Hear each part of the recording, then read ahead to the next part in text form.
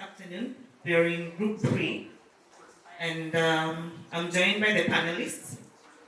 What we're going to discuss is based on reengineering supporting policy, legal, and institutional frameworks to support philanthropic work. And I'll start by introducing myself, and then I'll pass over to my other panelists to give you a brief bio about themselves and what organizations they come from and what the organizations do. So, my name is Lorraine Imelda Achien. I work with the Kenya Parliamentary Caucus on the Sustainable Development Goals and Business based in Kenya, even though we have a regional platform with Tanzania and Uganda as well. Our organization is made up of members of Parliament at the National Assembly and at the Senate, while we also work closely with members from the county assemblies. Those are known as the MCAs, and I think there was one MCA from Kenya around, but she's not yet in the room. Our work revolves around lobbying for policies, legislating, oversight, pushing for budgets that support development, doing campaigns, advocacy that popularize different development agendas, looking at participating in the Kenya National Voluntary Reporting, and just looking at what Kenya has reported, oversighting it. We also do capacity building for members of parliament in regards to the sustainable development goals best practices, and we link other partners with MPs so that they can work together at the constituency level in localization of the SDGs agenda. That's just in a nutshell. We'll be able to understand more about our work as we move on. So, with me, I'm joined by 2 gentlemen and 1 lady.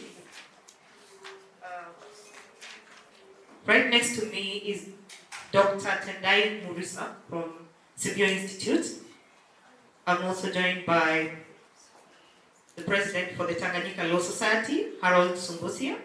And lastly, the lady goes by the name Ami Ongeso.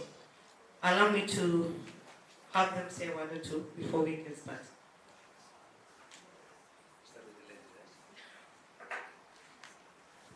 Be the gentleman. Always say ladies first. But anyway, good afternoon, colleagues. Good afternoon, colleagues. My name is Tendai Murisa. I'm with Severe Institute. We are physically based in Zimbabwe, but our work covers maybe the entirety of the SADC region. And by the way, it's very ironic, Tanzania is part of the SADC region. So, yeah, so part of the East Africa. Yeah, so very interesting.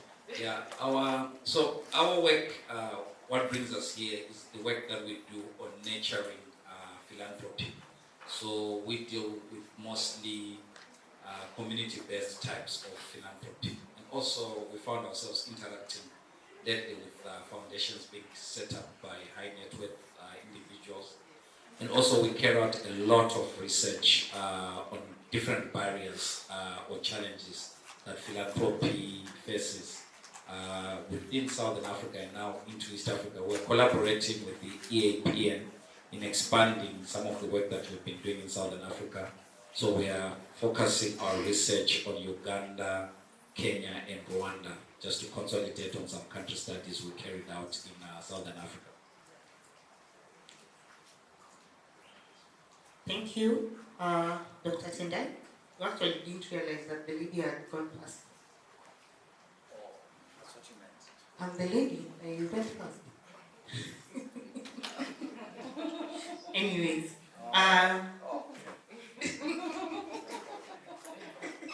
just kidding. Thank you, Harold.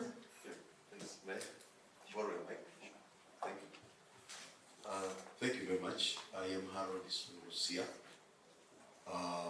When I cross the border to Kenya, they normally say, "Why do you carry Tanzanian passport and the Kenyan name?"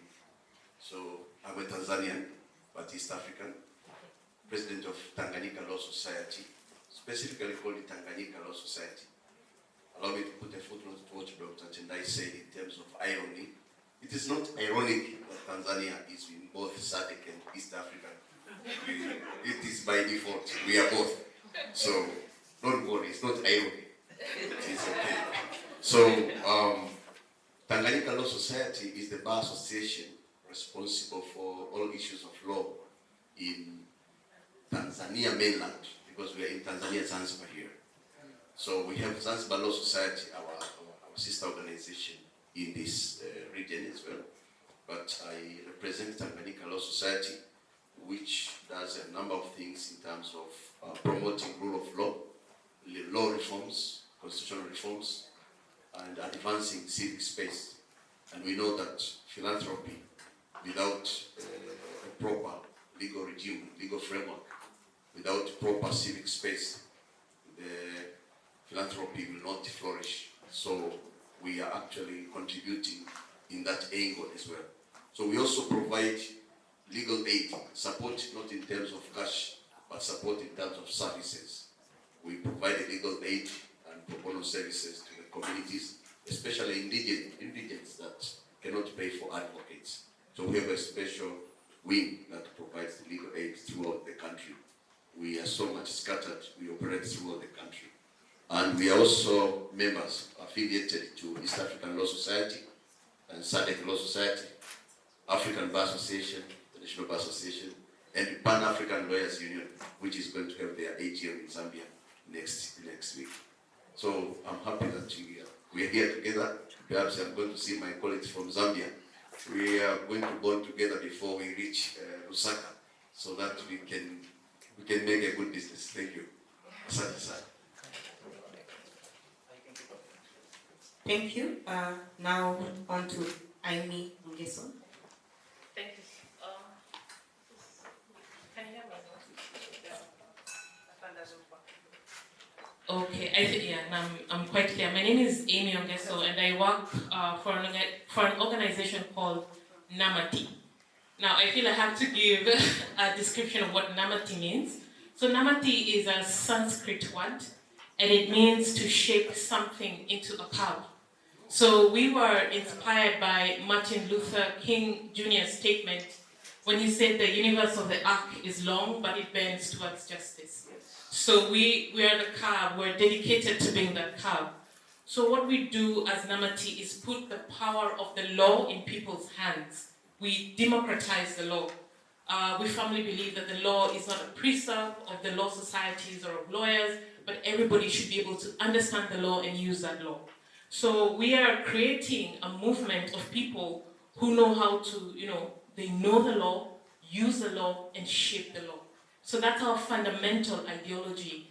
And we believe when people know the law, use the law, shape the law, they're able to move systems or make systems responsive to their needs. And this is what we call or we define as legal empowerment. Of course, in creating a movement of people, we don't do it by ourselves. We do it in partnership with the Grassroots Justice Network, which is a network of grassroots justice defenders, the biggest in the world. There are around 13,000 organizations that are working with us to, create this movement. And I feel I have to be specific in what we do as a movement. First, we create community, because when we connect, there's impact. And then we facilitate a space for learning. So just like in this space, when we learn from each other, we become more creative. And lastly, we advocate together, and more specifically, we were able to advocate for the inclusion of justice in the Sustainable Development Goals and for the establishment of the Legal Empowerment Fund that sees that grassroots justice organizations get the money when they need it and how they need it. But we can talk about that later in detail. Thank you. So our conversation, as I mentioned, is about policy, legal, and institutional framework.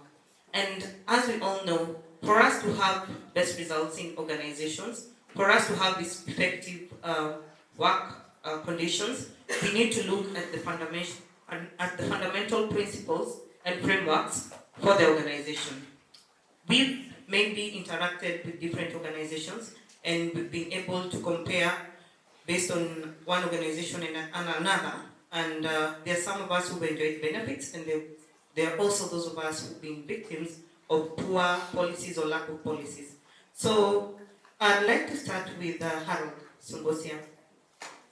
Being a legal practitioner, in regards to laws, policies, and regulations, what would you say are the gaps in the philanthropy and development sector?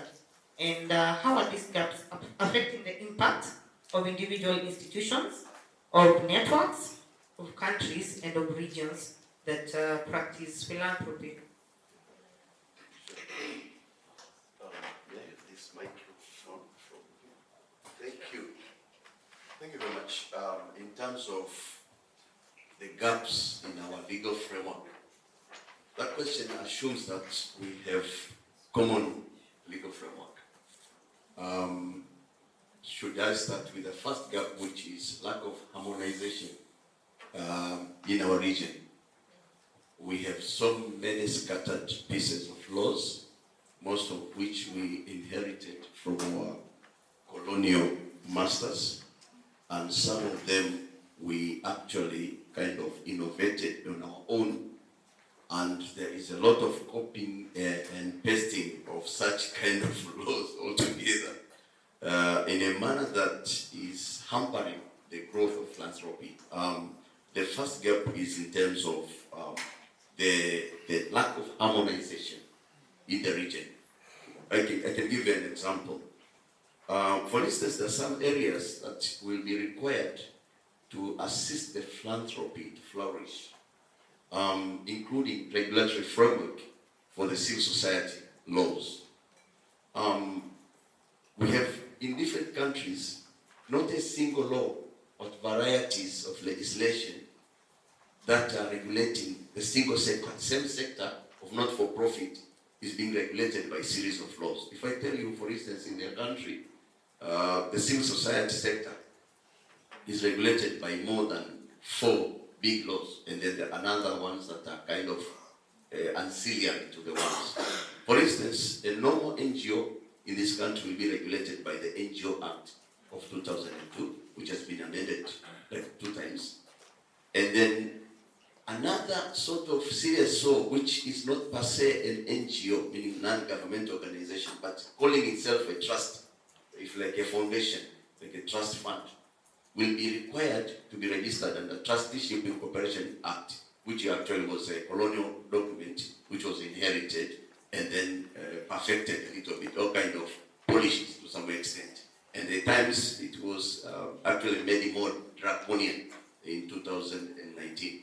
2018, yes. And then we have other laws that are governing civil society, for instance, those that are calling themselves associations for purposes of self-serving. We have the Societies Act. I know in East Africa we used to have the Societies Ordinance in most of our countries altogether. Those are the ones that are regulating most of those civil society organizations that are not calling themselves NGOs or trusts.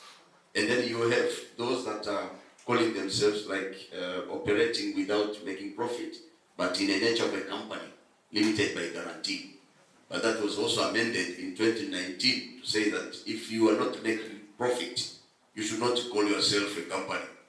So that kind of law was passed in 2019, meaning that you should go back to calling yourself not for profit with that negativity. You know, we are calling ourselves with a lot of negatives. You are not for profit. You are non-governmental. You are non-partisan. So who are you? You are all none. So you kind of identify yourself with the negatives. So that kind of syndrome is the one that you find in most of our countries. The NGOs are being kind of supervised by institutions or ministries that are also responsible to supervise criminals. Ministry of Home Affairs is responsible for illegal immigrants, refugees, and the criminals, because the police force will be actually combating crime. And now you find most of the NGOs are also regulated by the same ministry, as if you are criminals. So that kind of thinking is a colonial in nature and is not healthy for philanthropy. So we find this kind of things coming in together, that one of the gaps is that we are regulated by so many laws. Number 2 is that we also have a number of taxation laws that are applicable to us. And this is also hampering not only flourishing of philanthropy within our countries, but also cross-border philanthropy and the cooperation amongst ourselves. you find that the tax regime is also very restrictive. And the number of things will be imposed on you, including the income tax in different kind of work that you are going to do, and even the VAT, different rates altogether. Another gap that you also find in terms of the legal framework is in relation to the laws that are regulating immigration. If somebody comes from Kenya, for instance, wants to come to Tanzania to help the Tanzanian, or somebody from Tanzania move to Uganda, just to provide services, you are a legal aid provider, free of charge, I'm going to help the Ugandans. You will be required to have a work permit, my friend. So, and you will be also taxed, and you are going to provide free services. So this kind of thing is also happening in most of our countries, in a manner that our laws are somehow very unnecessarily very restrictive, very punitive in nature, and even you find criminal offenses being inculcated in these legislations that are kind of regulating us, as if we are criminals, as if providing services to the people is a criminal offense by itself, because you are supposed to be registered. If you go outside there, go help the people without registration, is illegal. How can it be illegal to help people? You must be registered. If you're not registered, you are committing an offense of assisting people. You find this kind of thing, it is part of this legal framework, which is colonial and very draconian in nature. So if I can just summarize my point, is that the legal framework that we're having is colonial in one sense, but is also unnecessarily restrictive. Perhaps it is calculated that way because there was that thinking that an NGO looks like a next governmental official. You are next to somebody who is seated in power. That is why, as an NGO or civil society organization, when you go to the village, to the county, you go back to the constituency, the member of parliament will start asking people, who is that person who is coming to my village? They assume that they are the rulers, the emperors of whatever vicinity that they are supervising. Eventually, they kind of impose very draconian laws to make sure that you are not operating freely. If you go outside there, you are fundraising to support the school children who are not able to go to school because they have no school fees. You will also be accused of committing a crime, of doing fundraising without having proper permit. Proper permit to raise money to support the people who are in need.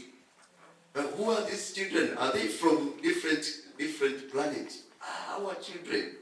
And then you find so many restrictions coming into play. And so the legal framework is not conducive, if I can say in summary, is not really conducive for the fraternity and for the philanthropy to flourish. Those are some of the gaps that I can also say. Perhaps some of the gaps, if you are going to discuss in terms of the systematic gaps, you can find some of those are structural, some of those are in terms of the relations, some of those are kind of linked to the ideology behind. Because at the end of the day, the mindset of those lawmakers are kind of also shaping the laws in a manner that they don't produce the kind of good that is needed. Eventually, they kind of bringing a bigger problem than the problem that they are trying to solve. This is what I could say. If there's any follow-up question, I'll also be happy to add. Thank you, Harold. Dr. Tendai, from a research perspective, I'm sure you've interacted with several policies, several organizations, you have data on what is affecting us. How then would you tell us from your data, from your analysis, that we can ensure policy alignment across different sectors and levels of governance are coherent, aimed at ensuring maximum impact of supportive frameworks for philanthropy? Thank you very much. How many minutes? I've learned the art of abiding with what the chair wants. So I think just good afternoon. Just taking you back to say, I think there's need for a background why we're having this discussion at this particular moment. And I think the background is maybe what the Germans will call the Zeitgeist, the spirit of the moment. What is the consensus today, the global consensus today? There is a global consensus on the war against terror, and there's a global consensus against money laundering. So almost every country is expected to comply with the regulations, measures, and suggestions of what we call the Financial Action Task Force. Yeah, that's an important entry point into this discussion, because many laws in both the SADC and the East African community have been developed in response to the recommendations of the Financial Action Task Force. Because Financial Action Task Force will come into your country and grey list you on the basis of gaps in your laws to do with banking, movement of money, etc. And as they grey list you, they actually make suggestions to say, these are the areas you need to fix. So many of our countries, South Africa, Botswana, Tanzania, and Mozambique, have at one time been grey listed. So when you are grey listed, now you have to come up with reforms, legal reforms. This is where the wahala is starting. When we're beginning to see governments responding to the Financial Action Task Force. What it has done is, so that's one spirit of the moment, the Financial Action Task Force and money laundering.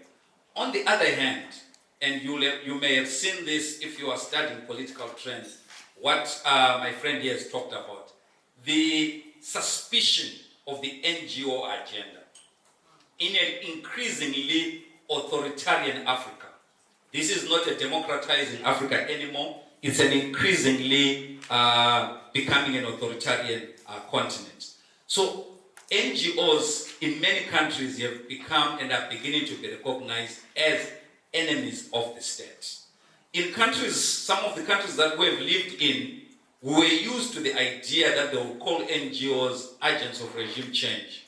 But we were surprised to hear the same phrasing in countries like South Africa. Yeah? We're surprised to see governments like Botswana. If you remember, we've always said Botswana is one of the most democratic countries on the continent, coming up with tougher laws. So from our study, what we picked up, and this is a study that at the moment focused on the SADC region, including Tanzania, 75 laws that have been implemented in the past decade alone. So this is 10 countries dealing with 75 laws that affect, like he has said, that there is no specific NGOs, and for us, we have a different study of NGOs, which we call the Agora analysis. But this one is the philanthropy study. Organizations that are engaged in philanthropy, local and outside, have to engage with 75 laws. So we appreciate that philanthropy is normally a subset of civil society.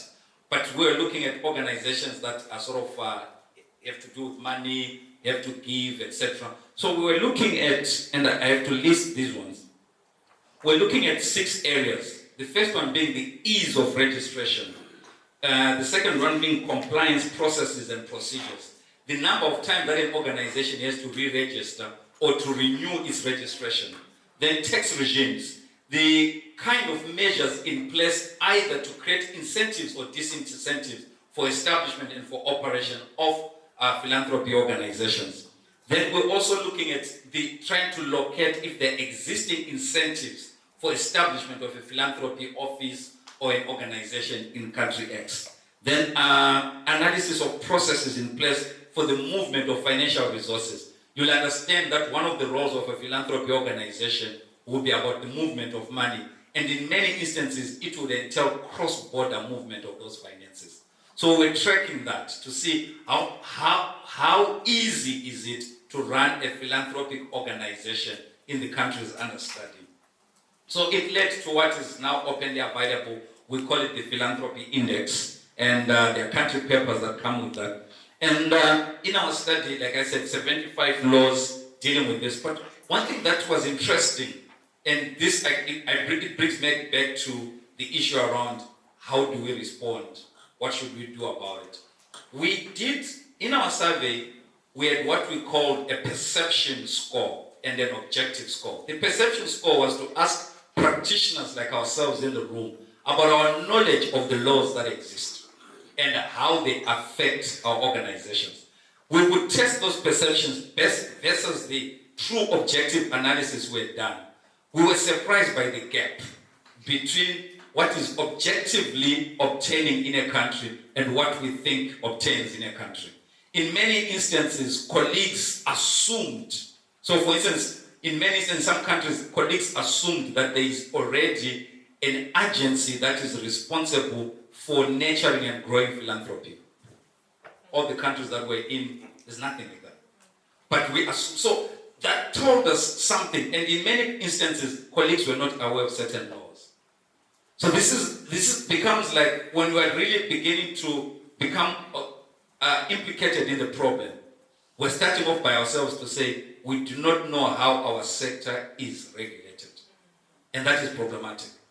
We do not know the challenges we face. So even when we're now trying to advise somebody who's doing due diligence on us, we are not giving them proper information.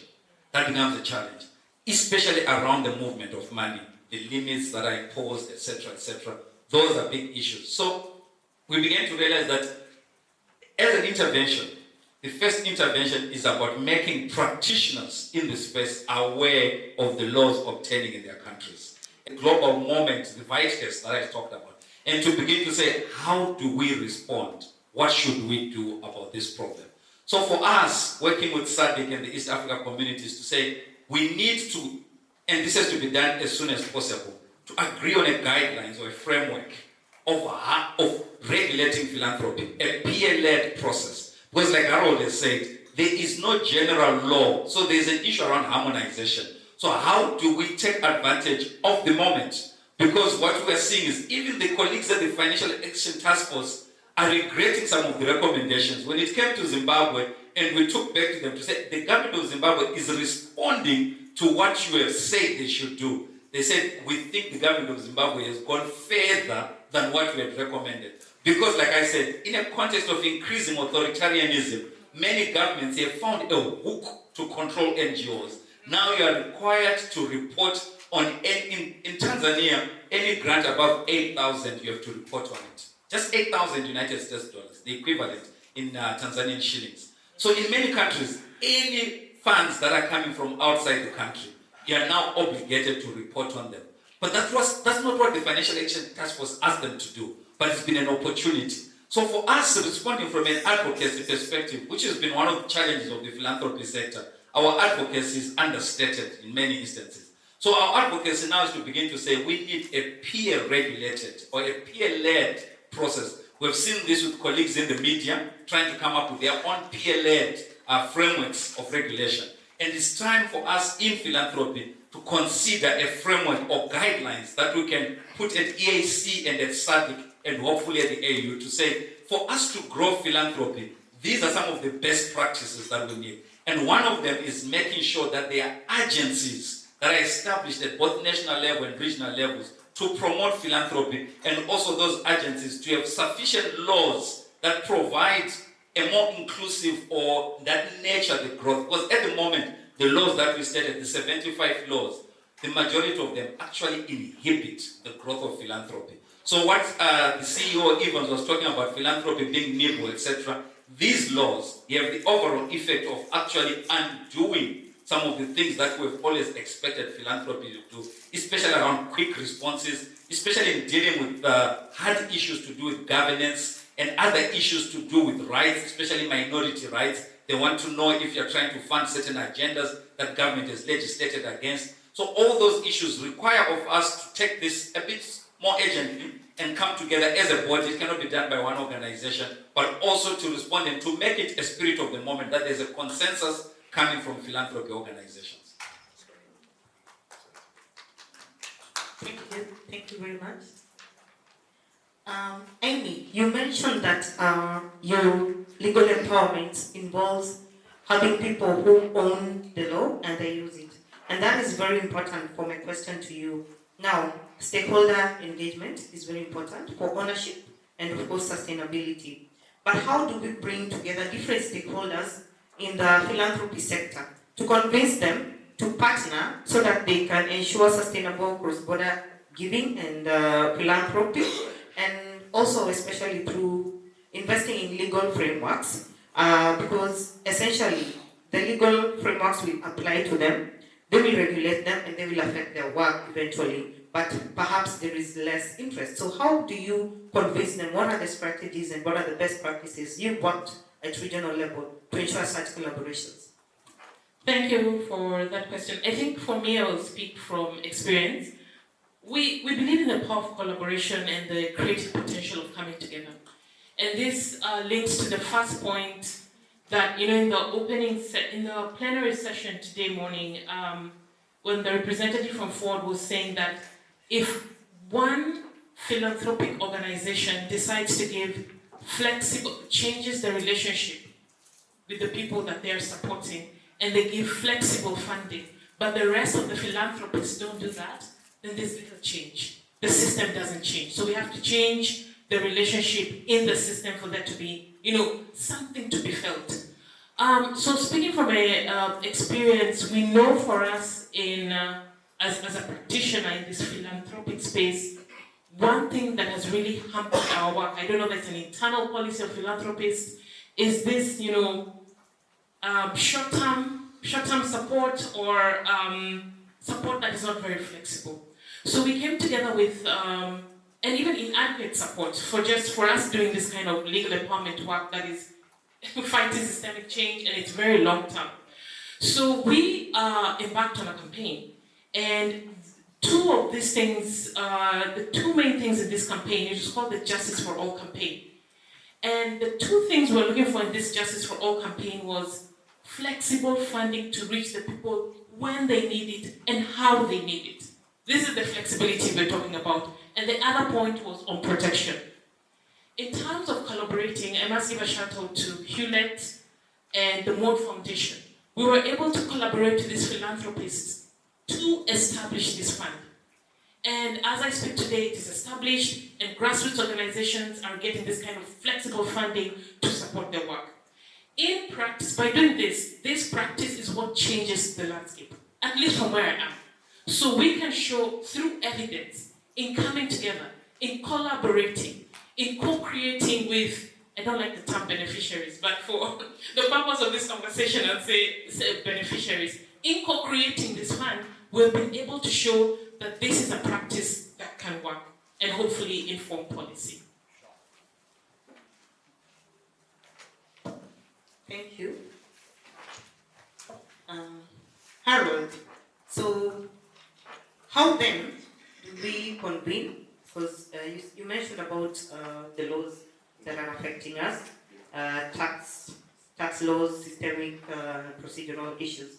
So how do we mobilize and convince actors and convince them to actually invest, look into policy work, legal and institutional frameworks, and demonstrate to them the risk they continue to face by not harmonizing laws and ensuring effective communication and coordination regionally? Thank you.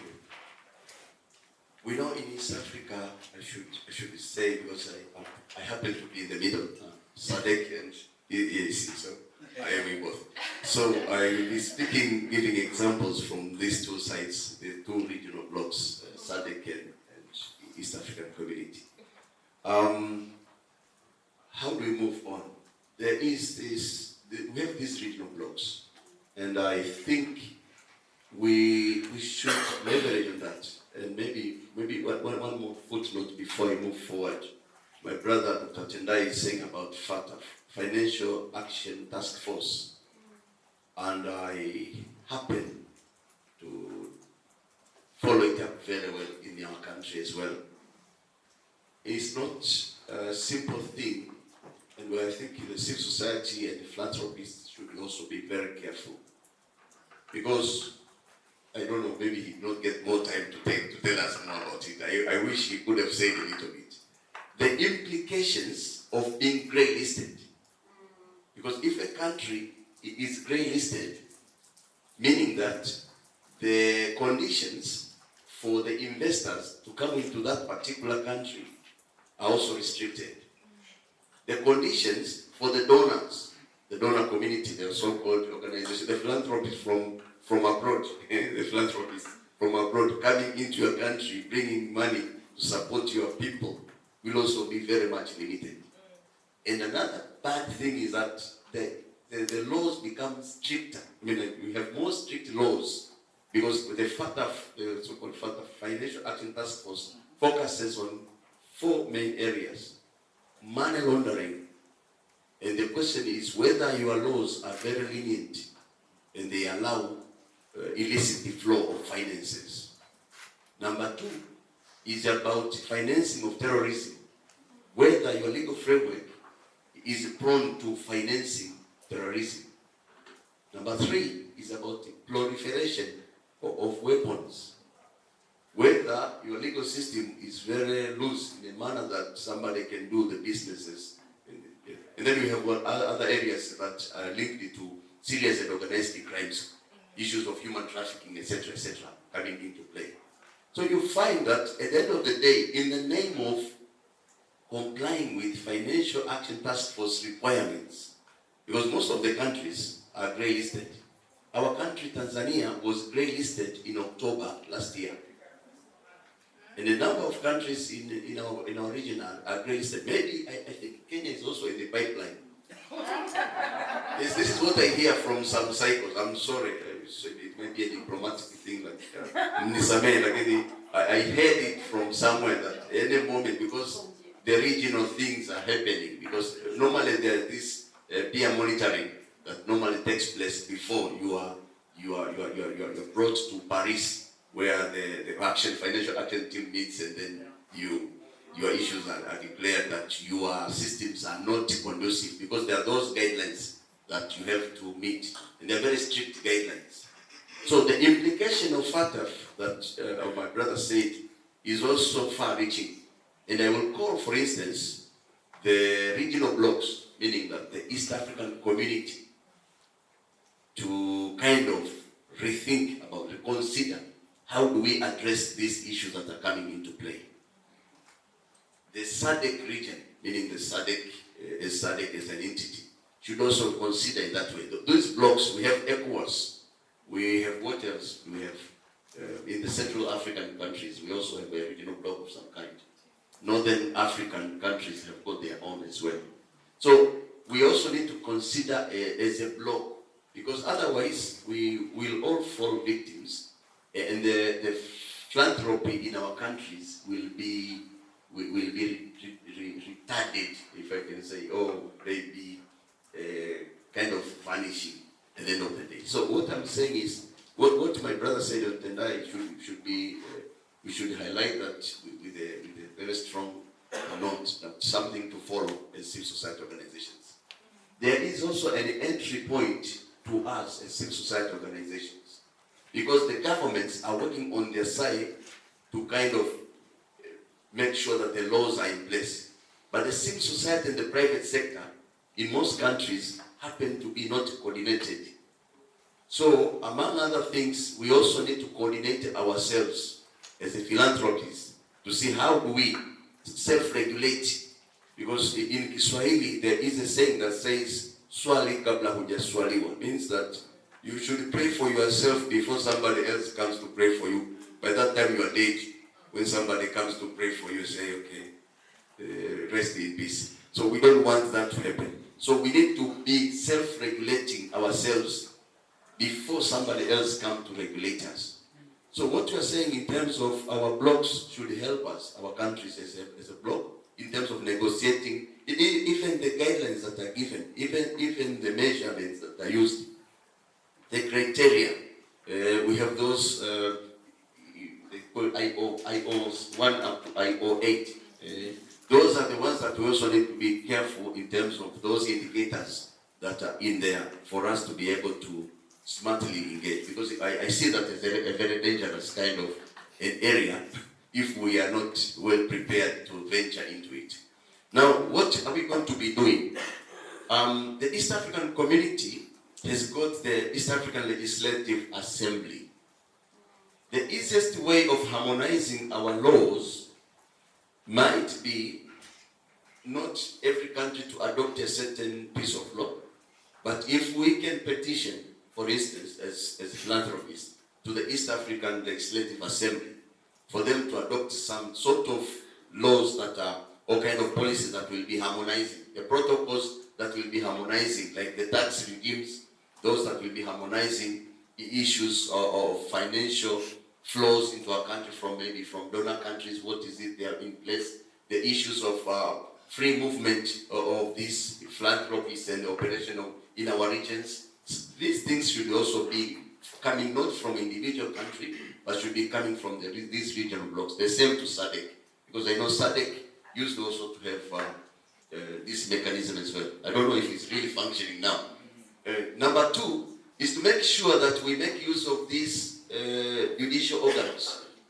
The laws that are really draconian and the laws that are affecting us highly, we can challenge them jointly using the available judicial mechanisms in our regional blocks. We have East African Court of Justice.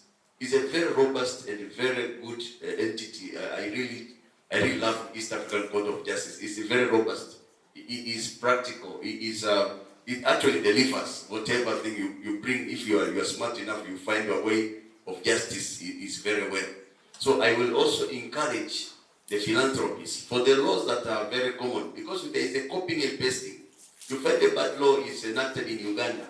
After a few days, you find the same piece of law is enacted in Burundi, then in Tanzania, then in another country. You find it all over the region. It has spread all over. So we can challenge such kind of common restrictive laws using the judicial mechanisms like the East African Court of Justice. I'm not very sure, I don't have the courage to say about the SADC tribunal, because I know what happened to SADC tribunal after giving judgments against Zimbabwe. That SADC tribunal for some years was suspended by the heads of states. I don't know if now it's functioning. Dr. Chidai will update it.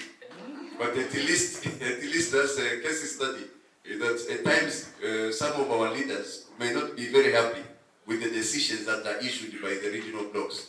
They may become punitive, and sometimes they don't even implement some of these decisions. But at least to have in record things of that sort. And number three, it is ourselves. Some things do not really require laws. There are things that require self-initiatives. If we, for instance, we decide amongst ourselves to have a memorandum of understanding across our countries for cooperation, what is going to hinder us? So the cooperation, the laws may be there, yes, but at times ourselves can do more than even when the laws are providing for certain conducive environment. We can, to some extent, we are capable of joining our forces, even when the legal framework is very restrictive. So I will also encourage to do things that will not be too legalistic, following the things in a manner that we enrich the cross-border interactions among ourselves, sharing the best experiences. Because there are some things that are working in Kenya. If we replicate them here, they will also bring the positive results. The same to different countries. So what I'm trying to say is that at the end of the day, we should enrich the cross-border. Maybe now the East African Philanthropy Network should also help us, not only for these kind of forums, but throughout the year. There should be some activities that are going on in terms of information exchange and in terms of cross-border collaboration in addressing these restrictive things that are happening, restricting the philanthropy in our countries. This is what I should have said. Asante. Thank you. Back to you, Dr. Tendai. We've seen the hindrances to grant making, to philanthropy work, what is deterring our actors, and we can see that politicians are also partly part of the problem. While, in real sense, politicians are actually also philanthropists, because a lot of people also, directly ask for help and support from them. So, and I think it's just really practically, globally. When you look at the donor will determine what they want to do with their money. So that's why, sometimes you're limited and we are here. And for instance, a lot of our organizations who are just here, how many of you are getting support and funding that would allow you to even pay for membership for the East Africa Philanthropy Network? How many? The chair. 2. Yes? The question is, how many of us are getting funding from donors who have flexibility, and that money would actually even allow you to pay for your membership to the East Africa Philanthropy Network? How many of us have? It depends also how much is the membership fee for East African Philanthropy. It depends on how much is the membership fee. Yeah. Okay. Media might be getting flexibility, but the rates of your The amounts yes. are high, not within Yeah. the budget. Yeah. Well, you might have But me, I depends. am someone who is flexible. Flexible. Yeah. So it's very few. I think about 10% of the people in the room. So you can see even amongst ourselves, it's a challenge for us to coordinate and to convene, to partner, to be inside platforms. So it's the same even for the politician. They want to see their interest, and that is why they sometimes take charge when they grab the opportunity. And it's the same thing. The donor is focused on what they want, as opposed to the need of the people, and as opposed to having these solutions and strategies emerging from the people. So I don't know, how has it worked in countries where they have successfully mainstreamed issues of grant, and it's addressing the problems as it is supposed to be? What are the best practices? Where can we learn this from, and how can we shape this to be adopted in Africa? Okay. I think it's, I always think that when we're talking about philanthropy, for me, it's one of the easiest sectors to deal with because we're dealing with people. Yeah. Philanthropy relationship, I look at it as a relationship, first and foremost. A relationship that you then formalize through maybe a grant agreement, that you then sort of nurture over years, but you're building a relationship. And what we have on the African continent, and I think we need to be very careful about this, what we have on the African continent in 2023 is different from what we had on the African continent at the turn of the century or just before that. I'll explain. Prior to maybe the turn of the century, and it was just like that. The program officers, the heads of foundations, big foundations, were non-Africans. They were in Africa, but they were non-Africans. But what we have seen over the years, there's been a change in the complexion of program officers of big foundations that are working on the continent. I said very carefully that is the complexion that has changed and actors that have changed. And in it, what we miss, and it's on both sides, on us as organizations that interact with them, and also at times of the program officers that are occupying those positions, because they may not understand the political role they are playing. It's a huge political role that they have to play. And we always say when we get a chance to talk to program officers that are in international foundations but with a mandate to work in Africa, to say you have to use, it's a Filipino strategy, it's called Bibinka. It's an inside and outside approach. You are both an insider at your foundation, but you're also an outsider in that foundation because you're going in there and you're learning how they think about Africans. But also, when you're coming into the African space, you're the same. You're both an insider and an outsider. So what are they now? I think for us, what we've done, and I'm so passionate about the work that we did when I used to with Trust Africa, was one of the things that we used to say is to say, one of the challenges of the global development space is that Africans, for some of us who started to work in this space at the beginning of the 2000s, we didn't have the space that we have now. So I think, in the sense that we're still hamstrung, but it's better. And we're going somewhere. That's one. The second one is, we should not take for granted the urgency of Africans in philanthropy. In terms of philanthropy houses that are emerging from the continent and how they are working to disrupt. For us, the organization that I lead, we established in 2018. Every piece of furniture in our offices right now was funded by an African foundation. They said, what do you need? That's all they said. What do you need? Over 2 years, the grants were based on what we need. Highly disruptive. So by the time you are now talking to other donors, Because other donors may struggle to say, you said you want furniture, you want to buy a desk, etc. How do we fund that under a project? So for us, it's the combination. We always say this, to be very careful. When we're talking about African philanthropy, we are not suggesting that it's replacing international philanthropy. It's too early days. But it works in a certain way that it gives you a voice and it helps you to match with what others are doing. And it grants you that flexibility. So, but the challenge that we are seeing with East African Philanthropy Network, African Philanthropy Network, is we are not seeing conversations happening with the high net worth types of foundations. At least the East African Philanthropy has got corporate foundations, but we also need the high net worth types on the table. They have their own thing going on in the APF, etc. But again, those are the silos that I mentioned in the morning. Those are the challenges of the silos that we have. That if we do not break down those silos, we have 3 or 4 development projects in the same country happening, or 3 or 4 development ideas being implemented on one project. That they are now looking at that, they are confused. So I think, besides the challenges, these urgent challenges to do with the legislative framework, etc., because the kind of PF framework that I am suggesting should not just be limited to say, how do we respond to the restrictive laws, but it's also how do we grow a sector. Yeah? And we've realized that one of the inhibitors is the laws, but also another inhibition is how we are funded. The structure of the grant is problematic.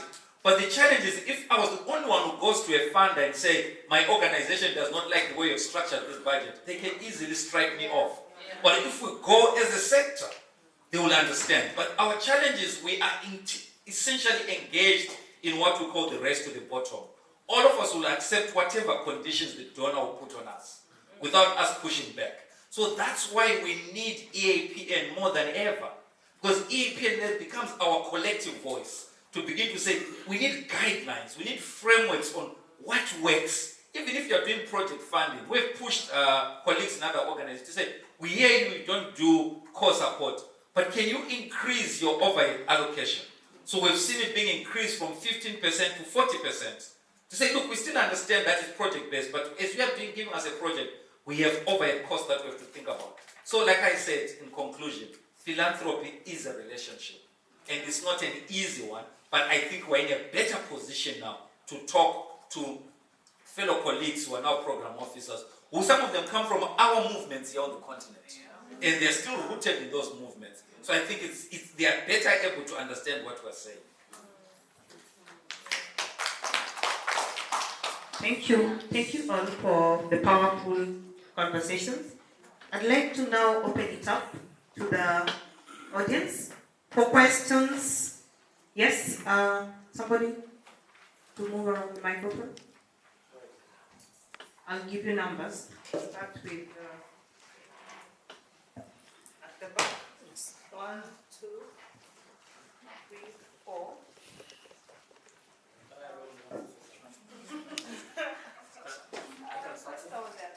Okay, let's start from the back. Start from the back.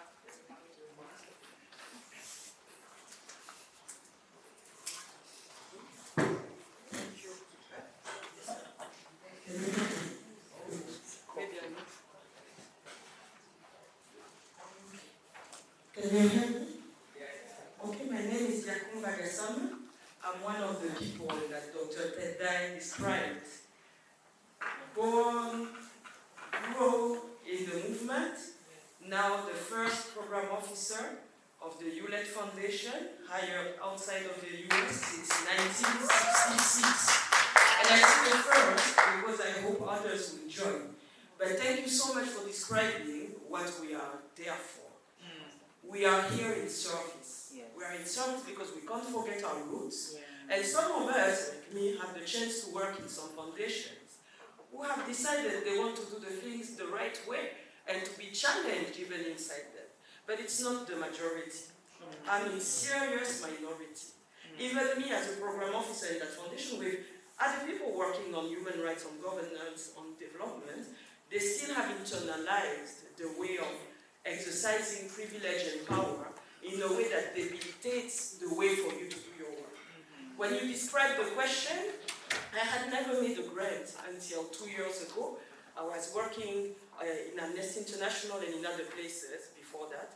But I came, I learned the art and science, and what I did is to strip all those rules that are not rules.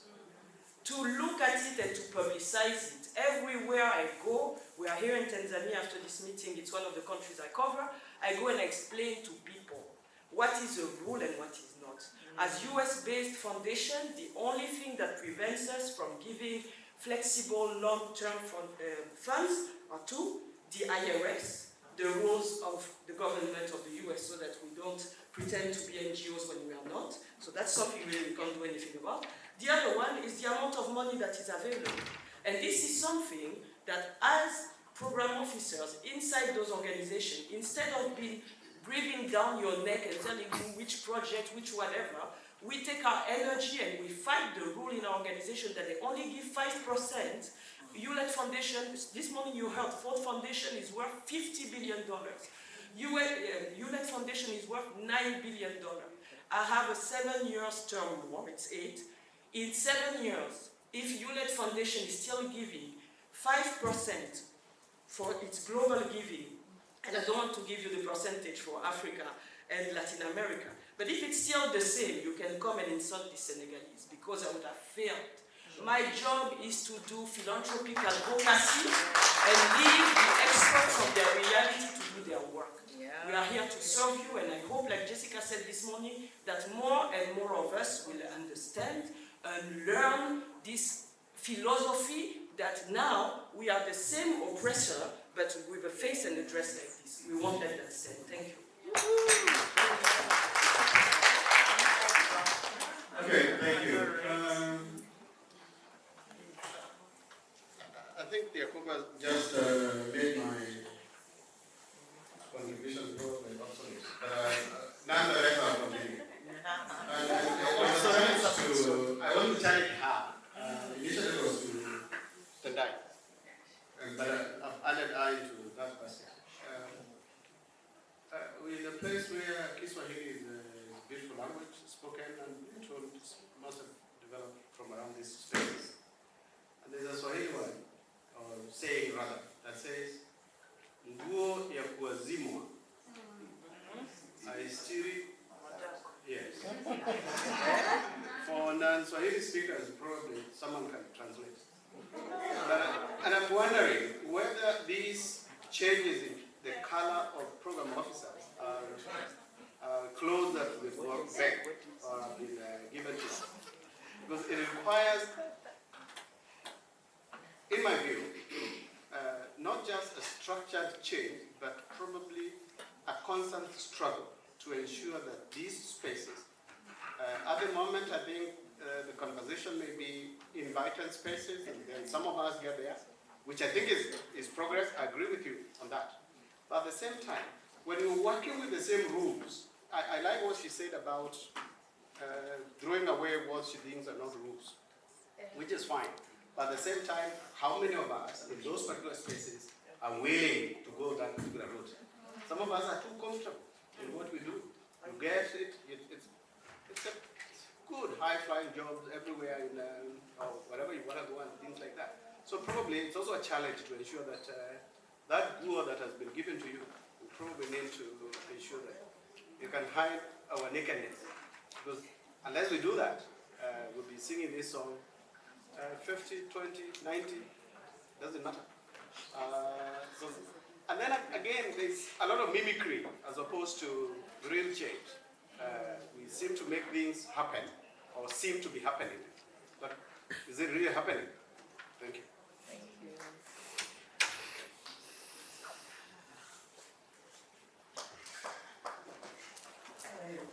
My name is Efia Jatuma, and I'm based in Ghana. I work with the AWTF. And I've been reflecting, listening to the three panelists. And so I get from you that indeed there are laws, they're quite restrictive, they are not harmonized. But then the other challenge is the fact that also as CSOs, we don't even know some of these laws. And so probably that's a good research, Dr. Tendai, And it might be a good idea going forward as we have this network. And I think it was said earlier on as well that there's a need for us to build knowledge and consolidate some of these policies. We have these regional blocks that we can work with, and so having this platform is a huge thing for us as CSOs here, to look at all these laws that exist and how best can we review them to work to our advantage, and also thinking about how these governments also had these policies in place in the first place and making them restrictive in the sense that they want to control illicit flows of money. And so we would want to consider all these and then going forward maybe see what works best for us so that we can operate to transform. Thank you. The lady, then Okay, thank you. My name is Esther Mwangi from Nairobi, Kenya, representing an organization called Coalition for Peace and Gender Champions.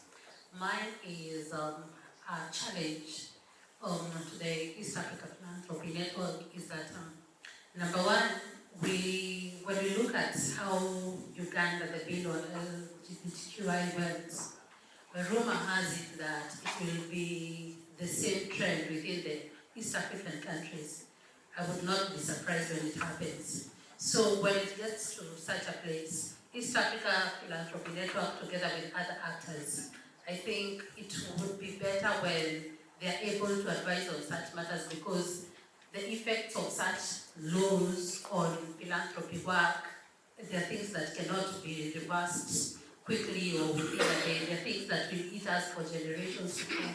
And the generations that will exist after us will wonder what was the role of networks like EAPN at such a time when such laws were being made.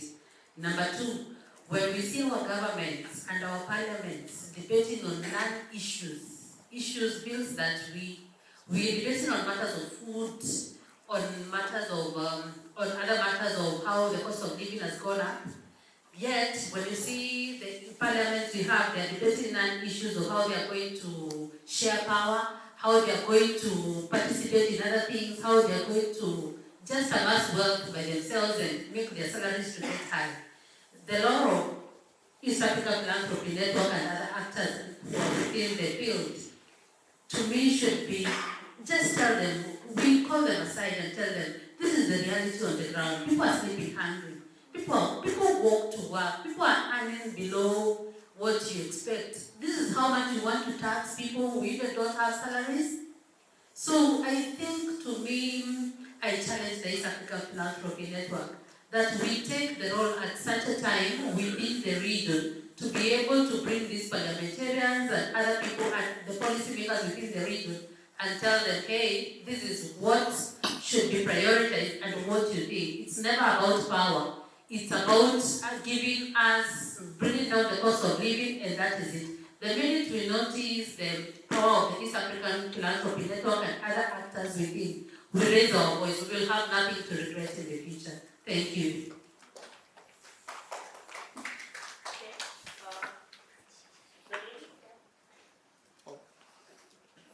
Thank you very much for such insightful conversations and discussions. My name is Titi Maradza. I'm a development consultant and I'm working with APN at the moment. So I think fundamentally, since the opening session, I'm becoming increasingly aware that the context is very brutal. So I'm wondering, to what extent are we, Tendai, not just replacing the color with the same value base? So for example, and you know this, Tendai, in our country, at times we say that when you cross over and you're occupying that space, I've also arrived. So now it's time to show that I am now the one holding the pace, I'm the one making the decisions, I'm the one, so you have to, there's a lot of patronage. And yet what you're talking about really requires us to work from a very strong value base that requires us to really push our Africanness in all the spaces that we're occupying, to the extent that for me, in order for us to be truly beneficial, pushing for an African agenda around development, fundamentally it's even about me, myself, and I, as Titi, occupying that position. To what extent am I even aligned? And you said there's also that political aspect to it. To what extent am I alive to what's happening internally within that foundation that I'm now representing in New York? And also being able to push back and also demonstrate that in Africa, in order for us to meaningfully push this development agenda, this perhaps is the better way of doing it. So that it's not just about talk, talk, talk, and there's no action. I'm even aware of instances where at times some sisters in the movement have also complained that other sisters who have graduated and are occupying those positions, when they are there, the first thing that they do is to make sure that those resources go back to their own countries and not to the rest of Africa. So what is the value base there? Is there any equity that is also being pushed even in those decision-making processes? And therefore my question, I guess, is what therefore is the strategic entry points to shift this tide so that we can truly be African in our philanthropic perspective, but also practice? Because we eat what we kill, and there's so much competition. Because what we are killing is much less than, it cannot feed the whole clan. So what do we do? Thank you.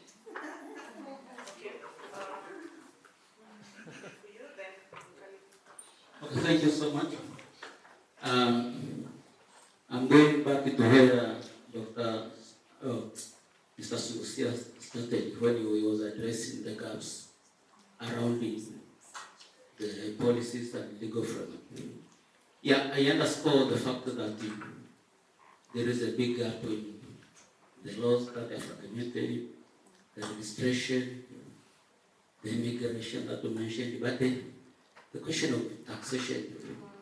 We have the so-called charitable status.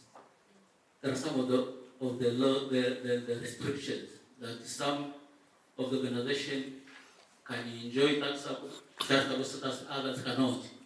Those who are working under healthy, underwater, under roads, and education, those who can apply through the minister and get charitable status. But even when you have that charitable status, you have to pay the law and claim for refund.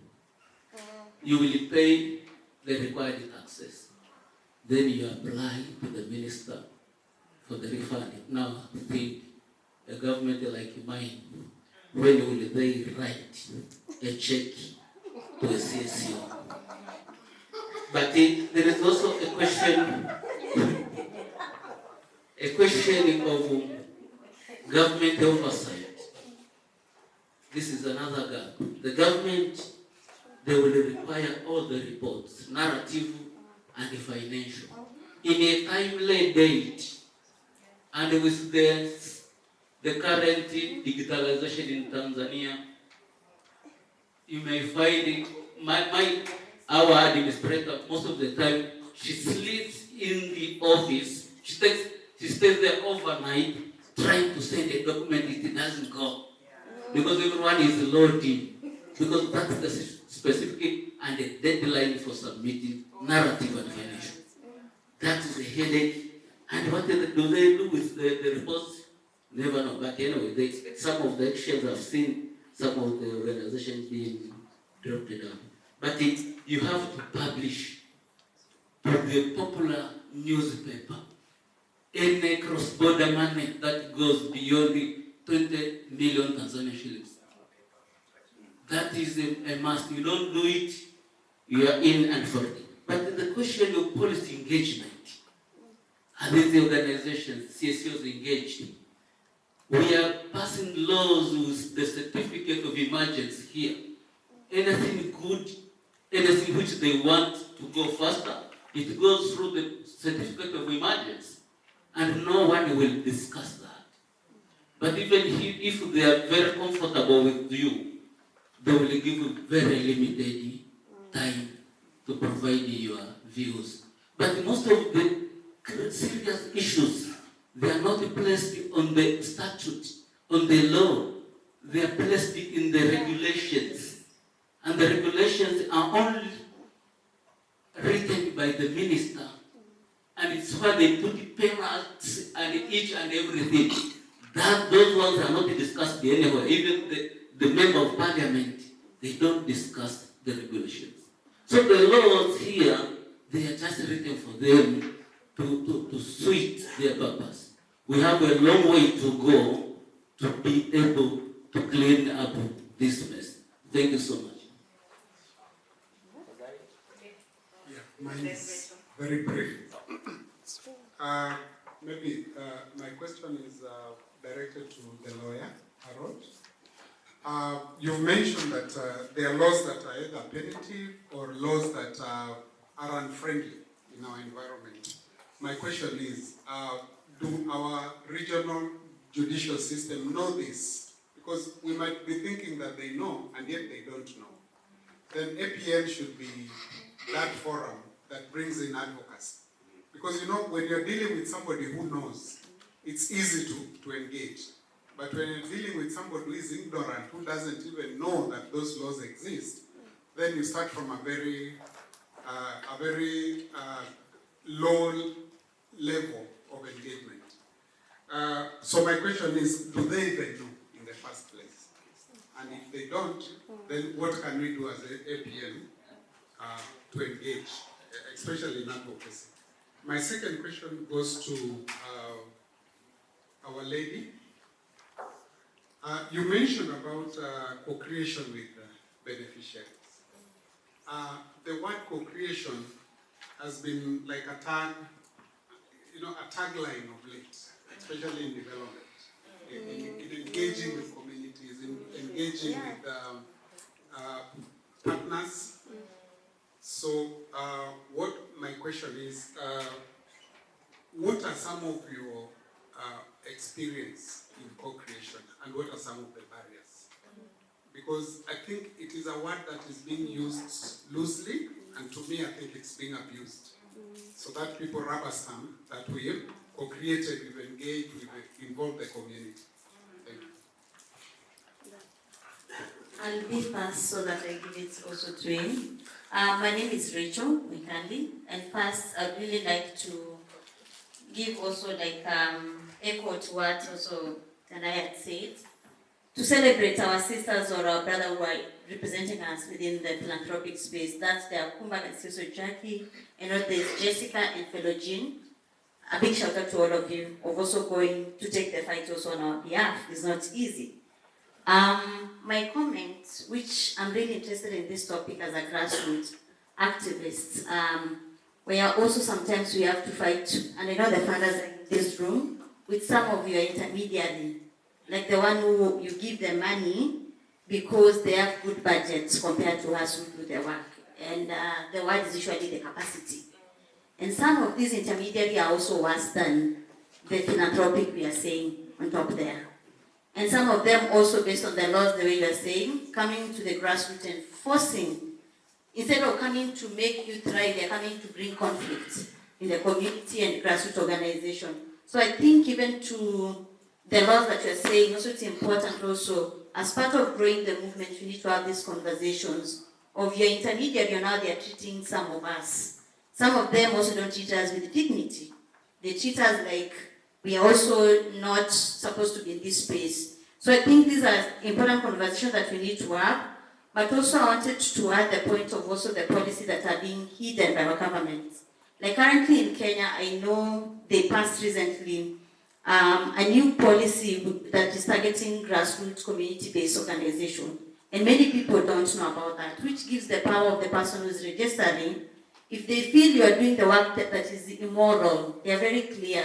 If your work is very immoral, they have the right to register you. And some of us are working in work that are very unconventional, let's say sexual reproductive health and rights, LGBTQ, and we are seeing the trends from Uganda splitting to Kenya.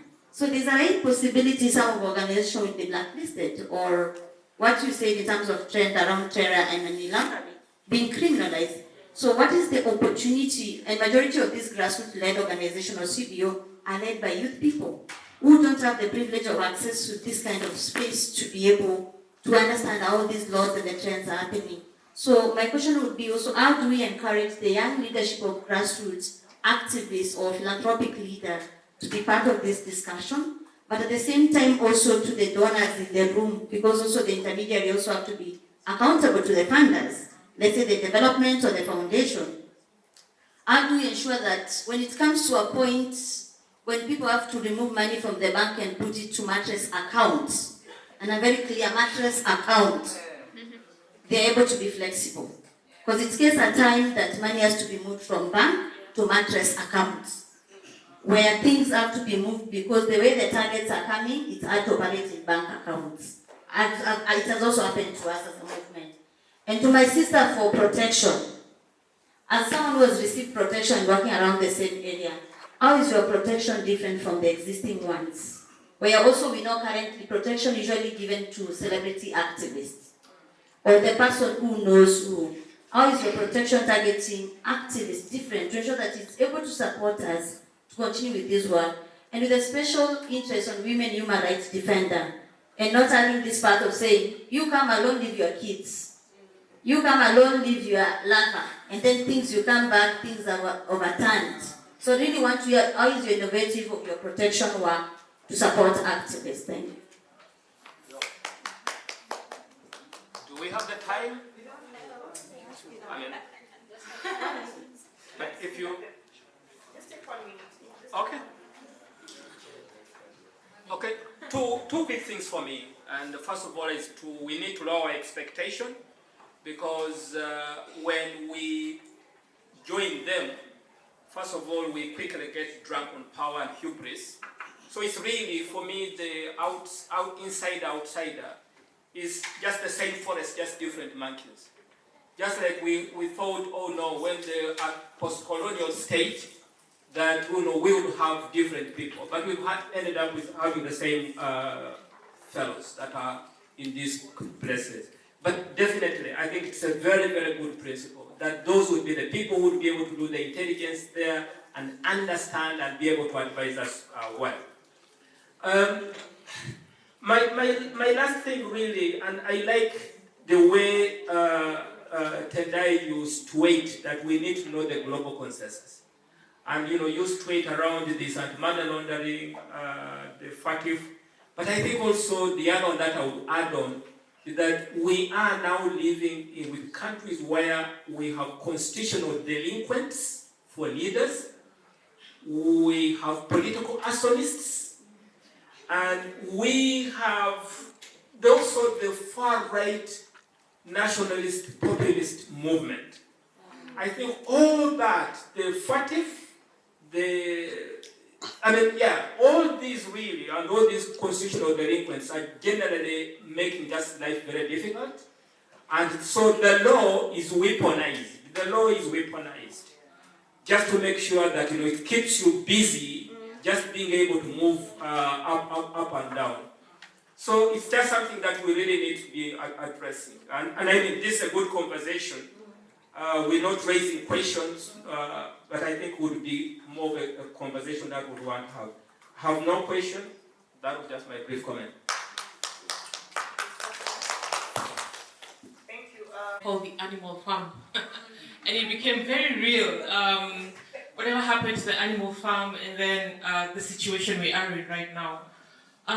Just to say that those are the things that we grapple with, those who've asked that question, myself as well, and trying to be very aware of the imbalances that are there, and trying to be careful not to perpetuate colonial practices. In our country, we have, she's called Professor Wandia Njoya, and she doesn't have very kind words for some of us who are working in this space. She thinks that our role has been to perpetuate colonial practices and that we were made for this role. So it's really a good challenge to try and be very aware of those internalized biases. Now, to my specific, the questions that were specifically asked to me, yes, co-creation is a buzzword, I agree. And it's meant to, it's rhetoric sometimes. But what we do personally as an organization, I'm not saying it's perfect, is that we try and have structures up until the community level where we work and trying to put in their views in the proposals that we have, in such a way that if a donor is not aligned to what the communities want, we're in a position to say no. If the philanthropists are not aligned with our ideologies or what the community we have put together with the communities, we're in a position to say no. So this is a conversation, obviously, that needs a lot of unpacking, and I do realize as well that it is a point of privilege to say no, given the context that we are operating in. On the last question, sorry, I forgot. I forgot. Maybe if I remember, I'll come back to that. Oh, protection. Yes, you did ask me on protection. So what we did was to raise funds for the Legal Empowerment Fund for access to justice and for protection. So we have raised the funds, and the funds are being managed by the Fund for Global Human Rights. And in this fund, we had Hewlett give in money, we gave in money, and the Mold Foundation also gave in money. So we don't deal directly with protection, but we raise the funds for protection. Yeah, Okay. I'll just answer two questions, but you'll see that in answering those two, I'll be relating to many things. I'll start off with Vesta's issue, the challenge. I'm glad that the chairperson of the board of EAPN is here, and I think it's a call to say, let's get dirty. Honestly, I think the networks, at times they have not focused on just trying to look at what is on the horizon, what is coming our way, the winds that are coming, buffeting winds that are coming. So I think it's important for us to have that kind of sort of an approach of saying an early warning system, to say these are the challenges, what are we doing about them, and to start programming around them, because we all can't, because we're depending on our secretariat as members of the network. Then I want to use the term that Jacob used, mimicry, just to sort of deal with this issue around global foundations, etc. Colleagues, this is a contested terrain. Yeah? So some of us take a longer view. We look at a historical change, because this does not happen overnight. The changes I have narrated have not happened overnight. And they did not happen on their own. It's not out of the benevolence of international foundations that we have our sisters and our brothers sitting either in New York, in California, or in regional offices. It has been a lot of work that we've done, calling them out, etc. If things really changed, globally, Africa still receives the least. That's a fact. Africa still receives the least. But like Jakumba said, it is a challenge not only because the challenges, you also have to realize that they are also limited in terms of their power. Unless if we give them the voice and the support to really begin to push for increased allocations. And how do we do this? By demonstrating impact, demonstrating the work that we're doing. Yes, some of the colleagues that then move on may be short-sighted, may be depoliticized. They may not realize that. But we can't cover them with the same paintbrush. We have seen some progressive brothers and sisters move into those spaces and begin to move resources. But like I said, they can't do it on their own. We all need to provide that support. I'll end here, but I'll I'll challenge the thinking around mimicry. I think there's more that is at stake than sort of being sarcastic, Prof. Yeah? Asante sana. There was one direct question to me in terms of asking me whether these unfriendly laws are known to the EPN.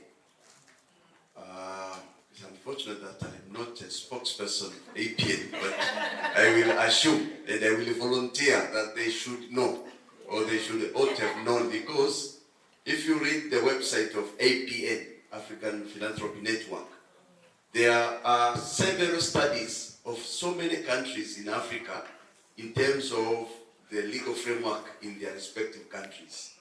So all what we are saying in terms of restrictiveness of the laws, I've been able to cover some of those studies, not all, there are several, but I am encouraging you also to go to the website of African Philanthropy Network. At the publication page, you'll also be able to see those different studies about the legal framework in different countries. It's very rich website, also even the EPN as well. The resource portal is also very rich. I will encourage you to study from there, and I will also answer the question in affirmative, that since those studies are shared that broadly, the EPN must have known or should have known that there are restrictive legal frameworks that are very unfriendly to philanthropy. Now we go to the second question, which is what can be done? I think I've already said we need to together work together to address these laws. How? We can do advocacy in terms of changing them. We can also do strategic litigation. And I said earlier, like the East African Court of Justice is very progressive, and it can also be a very good platform for us to start with. I'm not even the ECOWAS tribunal, I think, is also very robust. The only thing that I'm not very sure I said earlier is the SADC tribunal. But I think it's going to be revived soon because it was suspended by the heads of state when it made a very, very good decision in terms of protecting the people of Zimbabwe then. Finally, it is the issue that I wanted to, it came out, but we did not answer it. Somebody was saying about how much is going, somebody was alluding to it. Some studies, I think maybe EPN should also make a study. How much from the abroad philanthropy donations is coming to our countries? And who is getting the lion's share? Because that's another area which we also start to clean our house from. Charity begins from home, right? Yeah. So as philanthropists of Africa, we should also be able to know who is getting the lion's share of the msaada, of the kind of support that is coming from abroad in terms of our countries. And finally, we should also, I'm also encouraging East African Philanthropy Network to think ahead of things. There is a book written, How Democracies Died. I don't remember the author, maybe David Ritz. How Democracies Died. Some of our countries may happen to be very progressive, but all overnight you find change of everything. So we should not just be illusioned by what is going on in some of our countries. Maybe you find the country is very progressive, but we should also beware trying to do what we call futuristic scenario setting. What is going to happen in 2025? What is going to happen in 2050? These things of scenario setting for future is going to help us to be able to diffuse the potentials of victimization that may happen if we are not aware. Because some countries like ours, we did not know what could have happened with the eclipse of democracy some few years ago. So this is what I'm saying, that we should also be prepared.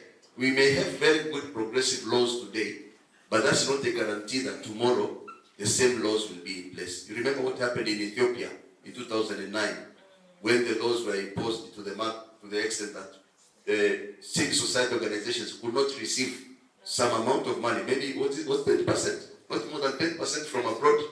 Yes, just overnight somebody passes the law that you cannot receive more than 10% of your funding from abroad. Just overnight it happens. So we should be prepared for things that may not be very meaningful today, but may also be very impactful to us tomorrow. This is what I'm finding. Thank you. Thank you. And finally, I think I'd also like to talk about something briefly. You mentioned about the laws, for example, in Uganda where they passed the anti-LGBTQ laws, and the trend is picking up in East Africa and other African countries. I think it's just something that is coming out in the limelight. There's less interest in investing towards legislative work. Yes. I work for a parliamentary platform, and it's very hard for me to get funding. For instance, we are a registered association, but when you go to the person, conveniently they will tell you that's a government agency. I don't get funding from government. So how is it a government agency? So when things then go out of proportion, that's the moment when people want to act with emergencies. But such situations cannot be addressed through emergency. So I think we need to be genuine. Let us invest as well in parliamentary work. Let us bring the parliamentarians to these platforms with associations like ours, because that's also another way of passing legislations and for them lobbying at both national, regional, and global level. Without them in the conversation, there will be some bitter relationship. But when you have them in the conversation, they'll be there and you can have a candid discussion. But you cannot do that without accepting to invest in parliamentary work.